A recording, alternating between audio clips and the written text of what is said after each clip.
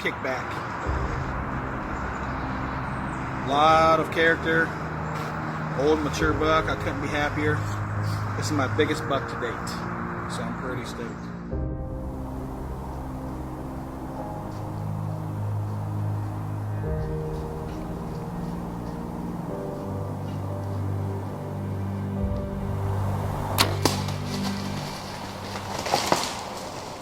I'm Alan Bierman, Knock 'em Stiff Outdoors, and this is the story about Kickback.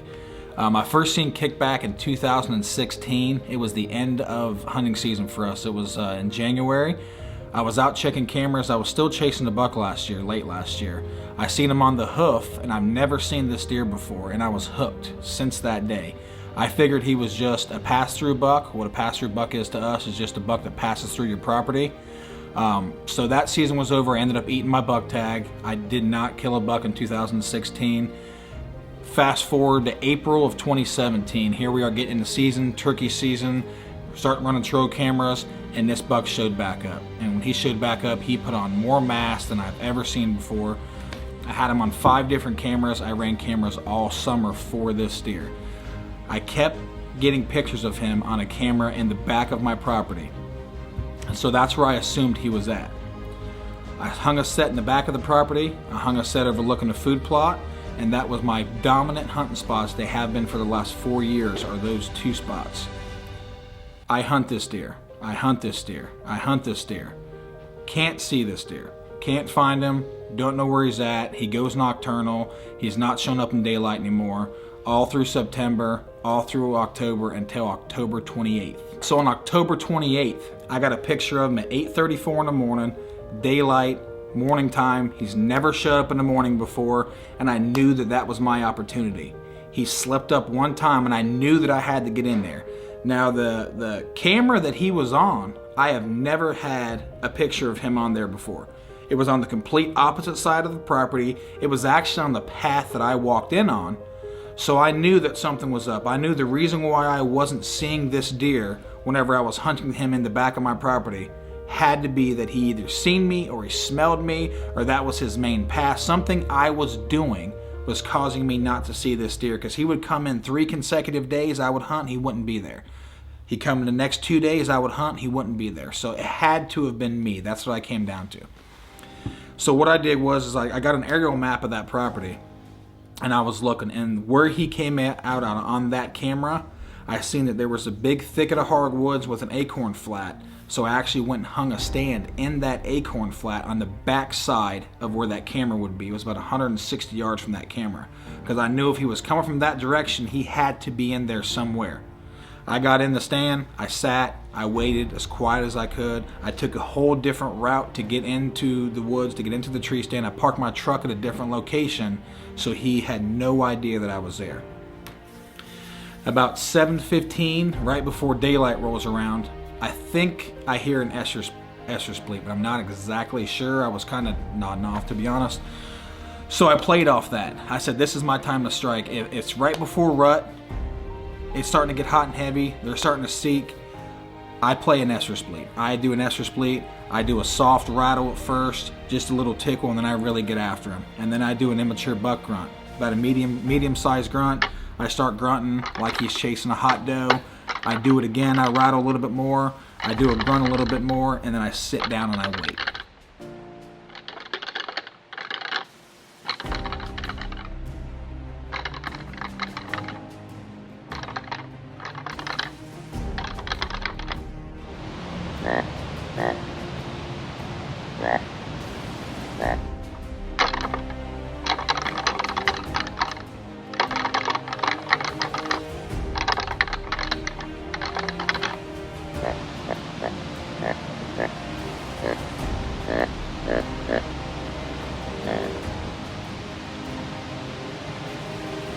Maybe 10 minutes later, I see a body of a deer. I can't see his rack yet, but I see a body of a deer. I knew he was big, coming off this ridge top, headed right down to the acorn flat where I was at, and it happened to be the direction where he was at on that camera on October 28th, and it was him. He broke through the brush, I seen him, and I had to get ready. I rolled the camera over there, grabbed my bow, and I was getting a little shaky because it took him quite a while to come in, maybe about 10 minutes. He was working his way in real slow. Whenever he finally got in, he was looking for where that rattling was coming from and looking for where that hot doe was, and he couldn't see her.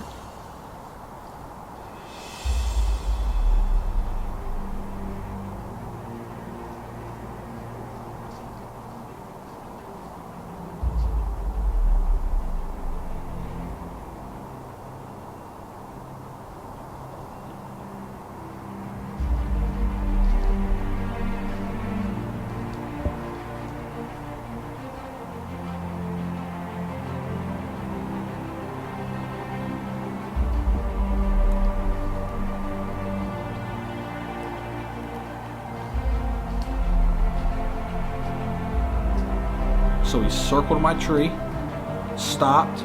I couldn't move. I was froze because he circled my tree and he was directly behind me downwind. He turned around, came right back in front of me, and I'm leading in with my bow, getting ready to stop him, and he stops behind the bush. And I'm sitting there waiting, and I'm waiting, and I'm waiting. And you see him body jump, and he body jumps, and then you see his rack start flinching. I notice his back leg start to get springy, and he's getting ready to run. So I knew that I had to pick a spot, and I had to let an arrow fly. So there's a small opening in the brush that he was standing behind, about 3 inches.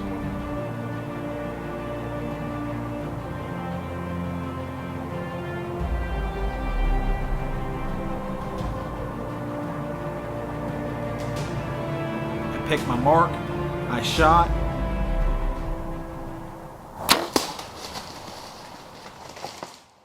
Hammered him, double lunged. He ran right back to his bedding area, about 150 yards on the double lung, and then it started pouring down rain.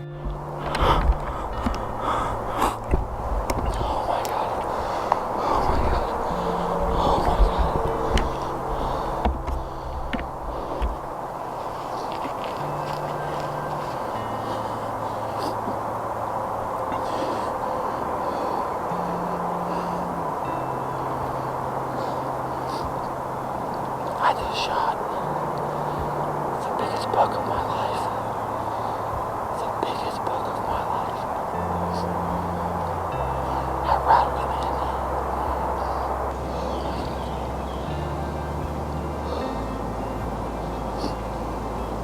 I don't know if it was on film.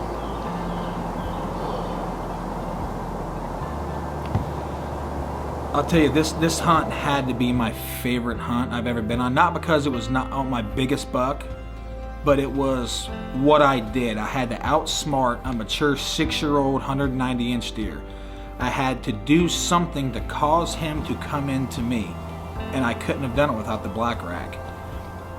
When I hit them black racks together, I mean, he came out on the string, and he was straight convinced. And what hooked me on him is when he went straight into the wind and was trying to wind me, and he was right behind me, and he still didn't care. He was looking for where this buck was at, where this fight was at, and he came back out in front of me, and he didn't run because he was so convinced that there was an immature buck chasing a hot doe and they were fighting. I'm sold. Well, we found him, guys. We've been hunting this deer for a good time. I've been dreaming about this deer. I'm running 5 cameras around where he's at. I hit the black rack this morning. It was about 8:08. Hit the black rack, hit the extinguisher call. He came in on a string. We have no affiliation with black rack whatsoever or extinguisher. I just promote them because they really do work. Staff member LJ Messer, he shot a buck actually using the black rack. He rattled one in. I rattled first thing this morning. This buck's been showing up in daylight pictures in the morning, early morning. So I hammered him, did about a 90-second, 2-minute sequence, did an immature grunt call. I grunt a little bit, and he came right in, 26 yards, double lunged him. This is Kickback. A lot of character, old mature buck. I couldn't be happier. This is my biggest buck to date, so I'm pretty stoked. When we found him, I can't explain the joy that I had after I found this deer. I mean, I've been hunting hard for 2 years to try and find a mature whitetail, especially this buck when I first laid eyes on him, and he was finally in my hands. it's unspeakable. I mean, I was ecstatic. So this was the greatest hunt ever. And I couldn't have done it without the help from a lot of friends and my local pro shop and the black rack for sure, and the extinguisher. That call is phenomenal. So that's my story. I'm Alan Bierman, Knock 'em Stiff Outdoors. I'll be seeing you.